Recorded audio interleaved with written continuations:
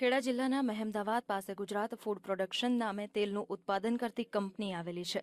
આ કંપનીમાં ફેબ્રુઆરી 2012માં ખેડા એલસીબીએ દરોડા પાડ્યા હતા અને સેમ્પલ લઈને કંપની સીલ કરી દીધી હતી. પોલીસે કંપનીના માલિક બાબુભાઈ નાનકવાણીની ધરપકડ કરી અને તેમના વિરુદ્ધ કાયદેસરની કાર્યવાહી કરી.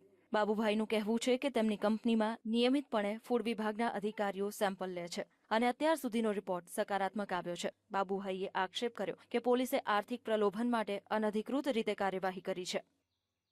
ફરિયાદ એ લોકોએ અને ગેરકાયદેસર એમને સેમ્પલો લઈને પોતાની બિન અનધિકૃત ફોરેન્સિક લેબોરેટરીમાં ગેરકાયદેસર દોરીને એમને સેમ્પલો મોકલાવ્યા અને ખોટા રિપોર્ટ ફોરેન્સિક લેબોરેટરીને એમને ખોટા સેમ્પલો મોકલાવીને ગેરકાયદે રિપોર્ટો લીધા. એની આધારે મારી સામે 31/5 ચાર્જશીટ ગુનો દાખલ કરેલો. બાબુભાઈએ જામીન પર છૂટ્યા બાદ તેમણે પોલીસની કાર્યવાહીને હાઈકોર્ટમાં પડકારી. કોર્ટે તેમના પક્ષે રહી બાદમાં મહેમદાવાદ કોર્ટમાં અરજી કરી, જેના આધારે કોર્ટે આ મામલે દરોડા પાડનાર પોલીસ ટીમના તત્કાલીન એલસીબી પીએસઆઈ LK પઠાણ અને પીઆઈ JS ચાવડા સહિત 9 લોકો સામે તપાસના આદેશ કર્યા છે. જોકે ફૂડ એન્ડ ડ્રગ્સ વિભાગના કમિશનર ડોક્ટર HG કોશિયાના જણાવ્યા પ્રમાણે જો પોલીસને કોઈ ફરિયાદ મળે તો તે આ પ્રકારની કાર્યવાહી કરી શકે છે. ઘણા વ્યક્તિઓ પાસે અમારા ઓફિસના કોન્ટેક્ટ નંબર ને એડ્રેસ ના હોય તે લોકો નિયરેસ્ટ પોલીસ સ્ટેશનમાં પણ ફરિયાદ આપતા હોય છે.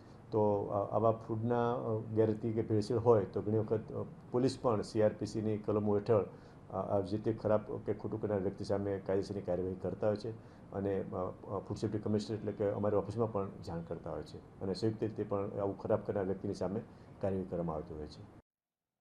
કોર્ટના આદેશ પ્રમાણે 60 દિવસમાં તપાસ અહેવાલ સુપ્રત કરવાનો છે. બાબુભાઈનો દાવો છે કે પોલીસે પાડેલા દરોડાથી તેમની કંપની 15 મહિના જેટલો સમય બંધ રહી, જેનાથી તેમને ₹1.25 કરોડનું નુકસાન થયું છે. કેમેરામેન નિલેશ પટેલ સાથે ગૌરવ પટેલ, VTV, મહેમદાવાદ.